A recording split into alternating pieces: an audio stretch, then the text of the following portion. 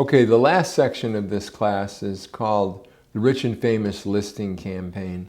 And the idea is to create not just a listing and not to market it properly, but also to create an event that not only serves your sellers, but also can help you build your personal community. So we're going to give you some punch lists. We're going to talk about how to create that listing as something that will create a lot of business for you. The first thing I would suggest is use coming soon. Put an insert out there.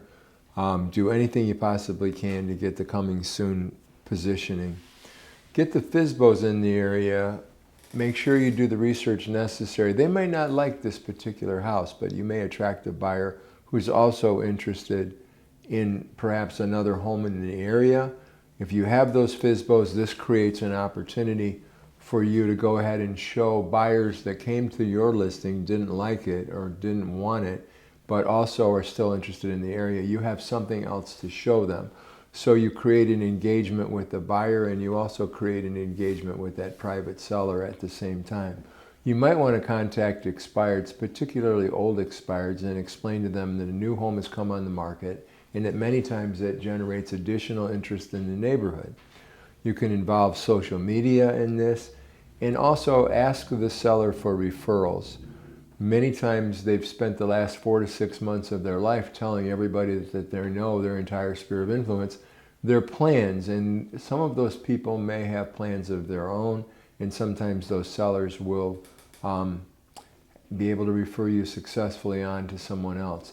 The golden time, this is important, the opportune time to ask a seller for referrals is during that listing period, during that open house engagement period, rather than waiting until the house is sold. Use street directionals. Use them anywhere, every time you possibly can. The more buzz you get, the more buyers you get, the better. Have an area specialist insert. That's a fantastic way of saying that I not only am marketing this particular home, but I live here, I work here, and I specialize in this area. Get photos fast. Use a professional photographer, guys, okay? It's worth the money, okay? Make your photos are probably the most visual and most important representation of you as a real estate professional. Make sure they send the right message for you. They make them say, I'm really good at this, okay? So make that statement. I love drones. I mean, I just got to tell you, I think they're the best thing since sliced bread. They create movement. They create all kinds of, they create an effect that's impossible with a static photo. So think about that as a possibility.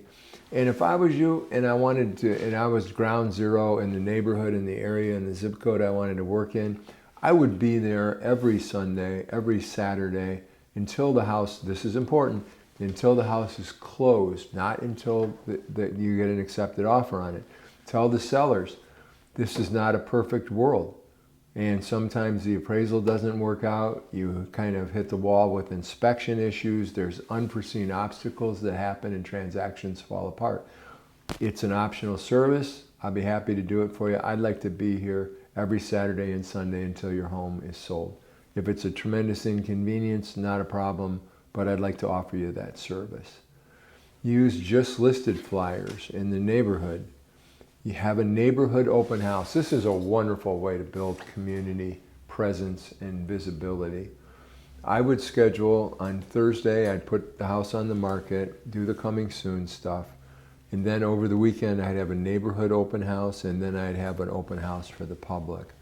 And I would feed them. I'd give them some kind of burgers or whatever. I always think about a guy that became almost a friend. I saw him in a number of seminars and we started chatting. And he made his, he started off by just having open houses, and not many people came through, and it wasn't that much fun. And then he decided he was going to cook, and so he would grill burgers. And he tells a lot of stories about how he splattered stuff all over his suits, and then 6 months later he got smart and put on polo shirts and khakis. And so this thing grew to a point where he had an average of 150 to 200 people every Sunday when he went to an open house, because it was like a little party. And he basically took over Glendale, California using those techniques. Using only open houses, guys. That's all this guy did, was to hold open houses. Name is Albert Harpathian, nice guy. And he basically built his business. He used to put little charbroiled flames on the bottom of his open house insert so people would know that it was him. Great story, good point.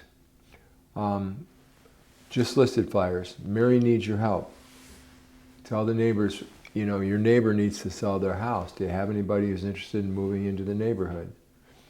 Have a public open house, as I mentioned. 8 to 10 directionals. Don't put one on the corner, okay? When you can put your traffic is going to be almost 80%, 90% from those directionals. So put them everywhere you possibly can.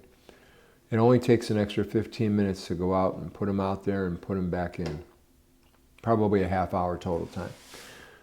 Blast it everywhere on social media, and the most important thing, of course, is use the dialogues. Ask for an appointment. Ask people what they're trying to accomplish. Ask them if you can help them in any way. Know your dialogues. When it sells, send just sold flyers. Ask for referrals. Ask again for referrals. Stay in touch and trust the system. This system does work. Expect results. And the results will be there. You just got to get this work done. Additional thoughts on how to use hot market strategies. I'm just going to go over a couple of things with you real quick. Old expireds are better than new FSBOs. I hope you remember old expireds. It's a great technique. Be listing centric. It's more relational. It's less about you. Old expireds at the door work very well. And this is important. The harder to find, the better the lead. For example, there's a lot of different services out there to find people. And I can remember one in particular over the years. I would not only call the people, when a house was vacant and it was an expired, most realtors are going to give up at that point in time. We used a service that gave me not only who they were, but also their relatives. I would call their brother-in-law or whatever. I made $10,000 because I talked to some guy's ex-wife. They hadn't been married for 10 years, okay? And I explained the circumstances. I said, I'm trying to sell this house. He goes, I get it. Let me give you the number. And I called up and it worked out. It's a lot of money. So, you know, dig. Okay. I mean, I used to go to the neighbor's house. If the house was overgrown and it was obviously vacant, I'd go to the neighbor's house and say, hey, I'm Dennis. I work for this company and I'm trying to sell the house next door and I can't find the owner. Can you help me? Well, those sellers, those neighbors are very, very helpful because they want that grass cut, okay? And they want that house occupied. To them, it's an eyesore.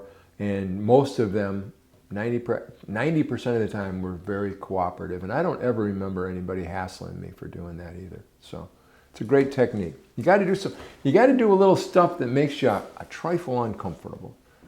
And don't forget to create that silent inventory by prospecting. Agents come to me all the time and say, you know, I've got all these buyers, I got nothing to show them. And of course,